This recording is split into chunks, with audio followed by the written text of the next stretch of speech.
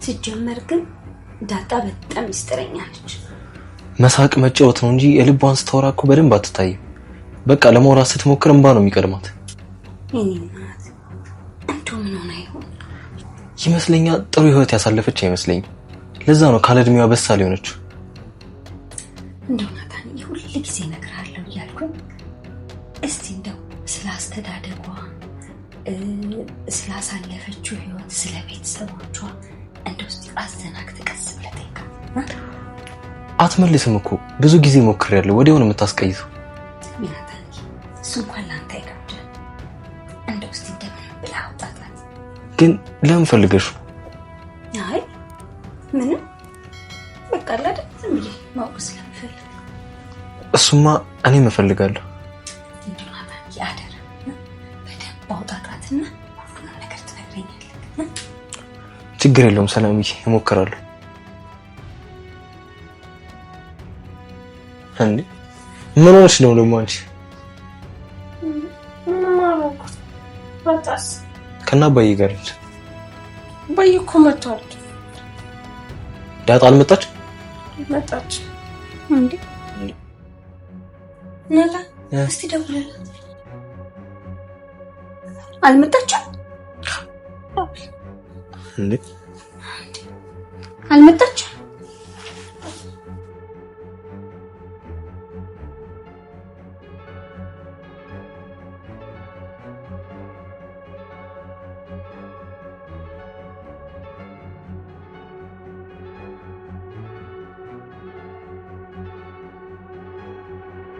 የዲኤንኤ ውጤቱ ታውቋል።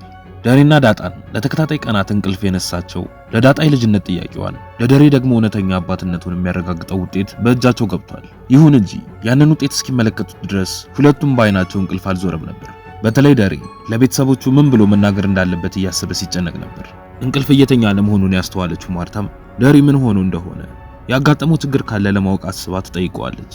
ዳሬም የዚህች ልጅ ነገር እያሳሰበኝ ነው፣ ስለ ዳጣ ምን ብናረግ ይሻላል ብሎ ሲጠይቃት ማርታም በሁኔታው ተገርማ አንተ ይሄ ለምን ያስጨንቃል? አንተ ጋር ትቀመጥ አለ። እሺ ብለን ይሄው ከልጆቻችን ጋር በሰላም እየኖረች ነው፣ ስትፈልግ ደግሞ ትሄዳለች። የወለዳት ይጨነቅ እንጂ አንተ ምን አገባህ በዚህ ሌሊት የምትጨነቀው ብላ ስትለው ዳሬም ሚስቱ እኮ አታውቅም ከሌላ ነው የወለዳት ብሎ ሲላት ማርታም እንዴ ዳሬ ምን ሆነሃል ሲል ከሰከሰ የወለዳት ይጨነቅ እንጂ አንተ ምን ያስጨንቃል ተው እንጂ ዳሬ ብላ ስትለው እሱም ነገሩን ለማስተባበል እየሞከረ ሰው እኮ ወዶ አይደለም እንደዚህ አይነት ነገር ውስጥ የሚገባው ድንገት ሳያስበው ሊፈጠር የሚችል ነገር ነው። ቆይ ግን በሱ ቦታ እኔ ብሆን ምን ታደርጊ ነበር? ማለት ያው ከሌላ ሴት ልጅ እንዳለኝ የምታውቂ ብሎ ሲጠይቃት ማርታም ምን ነው ዳሬ ረስታው ነው እንዴ? ይሄን ጥያቄ እኮ ባለፈው ጠይቀህ ነበር። ሲጀመር ዳሬ አንተ በእኔ ላይ ከሌላ ሴት ወልደህ ብትመጣ ምን እንደማድረግ መጠየቅ አይጠበቅብህ። ግን እስቲ ቆይ እኔ አንድ ጥያቄ ልጠይቅህ። እኔ ከሌላ ወንድ ሄጄ ልጅ ብወል እና አንተም ብትሰማ ምን ታደርጋለህ ብላ ስትጠይቀው ዳሬ ደግሞ እንኳን ሳያስብ እፈታሻለሁ ብሎ ይላታል። ማርታም እኔም ለጊዜው እንደዛ ነው ማደርገው፣ ግን በቦታው ላይ ብሆን ማደርገውን መገመት አልችልም፣ ለጊዜው ግን ማስበው እንደዛ ነው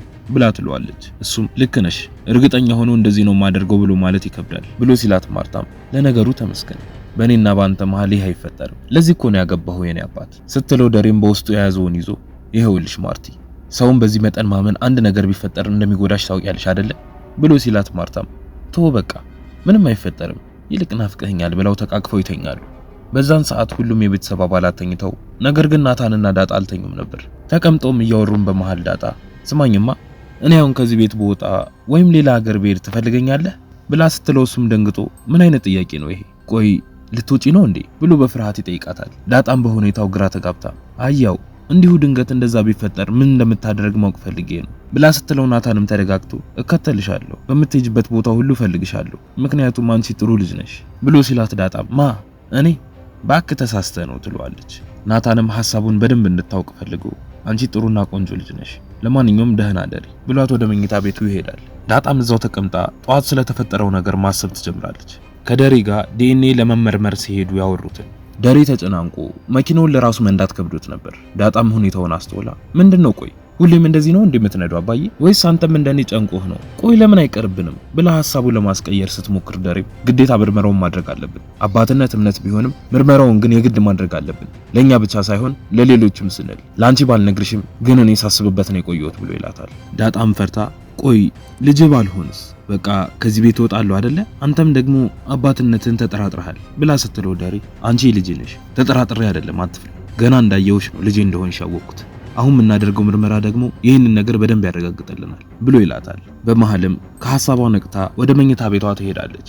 በነጋታው ጠዋትም ናታን ሳሎን ተቀምጦ በመሃል ኤቢ ትመጣና ናታንዬ እንዴት ነኝ ዛሬ አላማረብኝም ብላ ስትጠይቀው እሱም አዎ በጣም አምሮብሻል፣ ቆንጆ ሆነሻል ብሎ ይላታል።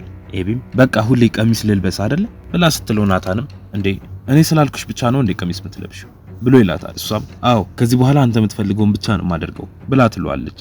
ናታንም ቀሚስ ብቻ ሳይሆን ሁሉም ነገር ያምርብሻል ብሎ ይላታል። ሁለቱ እያወሩ እየተጫወቱ በመሃል ሰላም ትመጣና ኤቢን በግርምት ካየቻት በኋላ ኤቢዬ በጣም አምሮብሻል ብላ ጠረጴዛውን ለማጽዳት ስታጎነብስ ኤቢም በጣም አመሰግናለሁ ሰላምዬ፣ ቆይ ላግዝሽ፣ ነፍሰ ጡር አይደለሽ ይከብድሻል ብላ ፎጣውን ተቀብላ ጠረጴዛውን ማጽድታ ቆሻሻውን ለመጣል ወደ ውጭ ትወጣለች። ሰላምም ደስ ብሏት ግን ኤቢ ነች አይደል ብላ ናታንን ትጠይቀዋለች። እሱም ከዚህ በኋላ እንደዚህ ጥሩ ሰው ነው መሆነው ብላለች ብሎ ያለችውን ይነግራታል።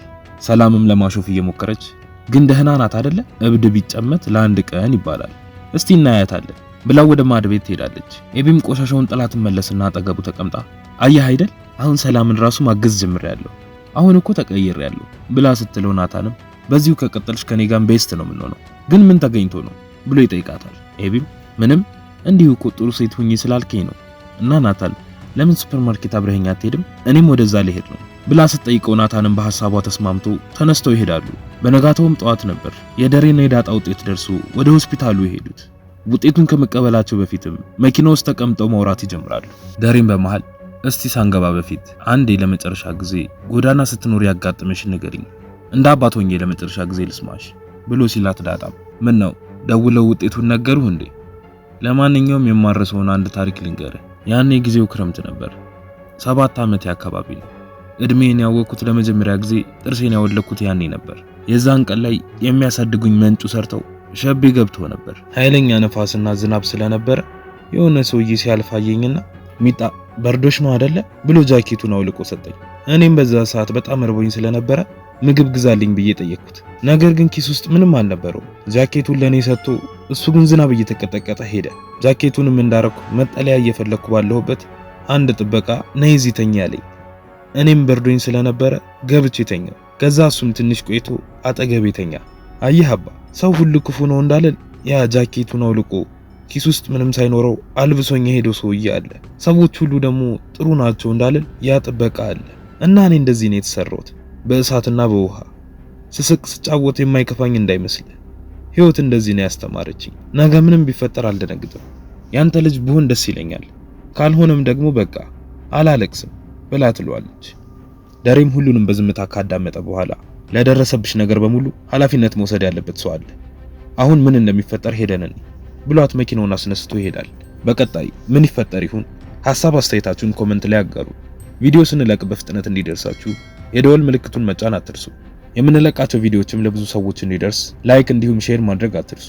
በቀጣይ ክፍል እስክንገናኝ እስከዛው በሰላም ቆዩ።